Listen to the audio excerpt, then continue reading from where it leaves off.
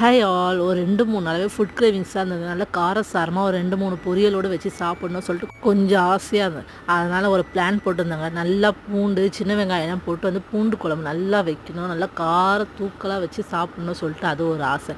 அதுக்கப்புறம் வந்து அது கூட வந்து காரக்குழம்புக்கு காரம் இல்லாமல் ஏதாவது ஒரு பொரியல் வச்சு சாப்பிட்டா நல்லாயிருக்கும். அதனால் வந்து கோஸ் பொரியல், அப்புறம் வந்து கொஞ்சமாக தயிர் சாதம் செய்யலாம் சொல்லிட்டு பிளானுங்க. தயிர் சாதத்துக்கு வந்து உருளைக்கிழங்கு நல்லா இருக்கும்ல, அதனால் உருளைக்கிழங்கு சிம்பிளாக உருளைக்கிழங்கு ஃப்ரை மட்டும் பண்ணிட்டாங்க. அதுக்கப்புறம் வந்து கொஞ்சமாக வந்து பீன்ஸ் இருந்தது, அது வந்து ஒரு சிம்பிளாக ஒரு பொரியல் பண்ணியாச்சுங்க. அது வந்து சூப்பரான லஞ்சுங்க நம்ம வீட்டில்.